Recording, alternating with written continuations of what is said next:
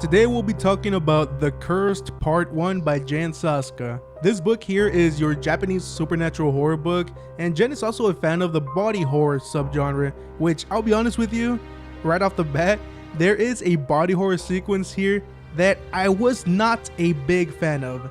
Now mainly, I guess it's the design of the monster, it just wasn't for me.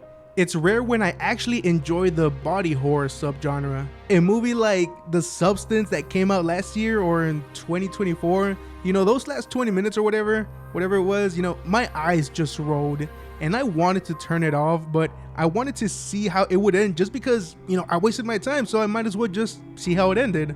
I hated that movie. But luckily that scene in this book, that was my biggest negative, and it lasted only about 2 pages, I think.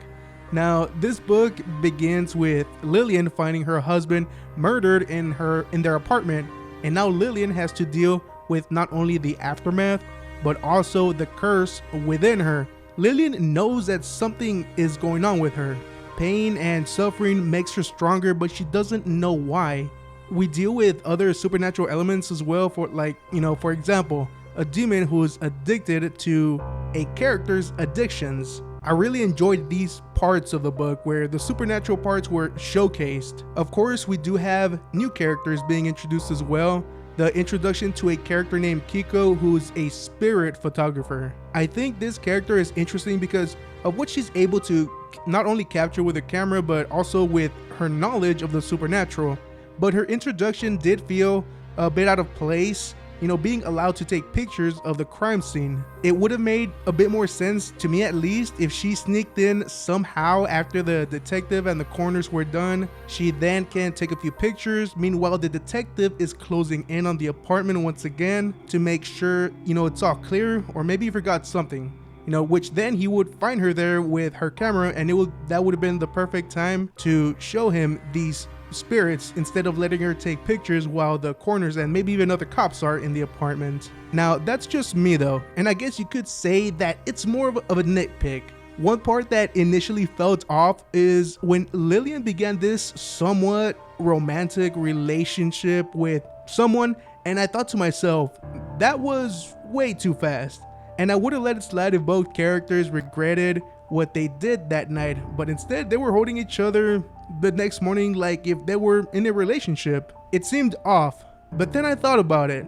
After a while, it didn't feel off anymore because Lillian is someone who, like I said earlier, when it comes to pain and suffering, she welcomes it and it makes her stronger, but not in a good way, I would say.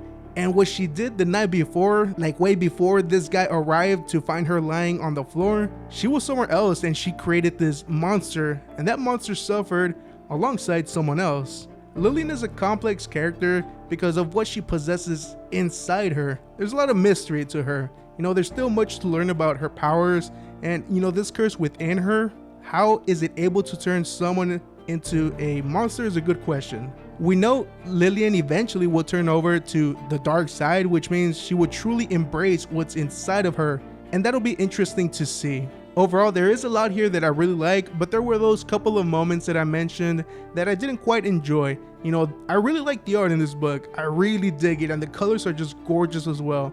I said it before in the Rippaverse previews video that I did, and I said that it's hauntingly beautiful. For the most part, I like this book. Lillian not understanding what's really going on with her, and at the same time we have those supernatural elements, along with the police detectives trying to find this supposed killer, only to end up confronting someone who is an exceptional. If you're a fan of the horror genre, I think you're really gonna like this one. It's not one of my favorites, but I like it. I got a feeling that most of the characters, if not all, that are good people that were introduced here, which are like 4 characters, I think they'll die in the next book or in the third one, if there's a third one. But I think it's only 2 parts.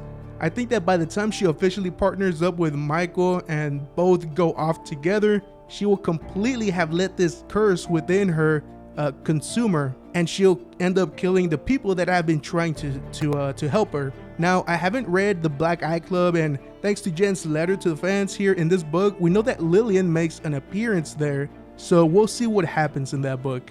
But do let me know in the comment section below, did you read The Curse? Did you enjoy it? Are you looking forward to part 2? Just put it all down there below And if you are new here, don't forget to like and subscribe. Thank you so much if you have made it till the end. I'll catch you guys in the next one. Y'all take care now.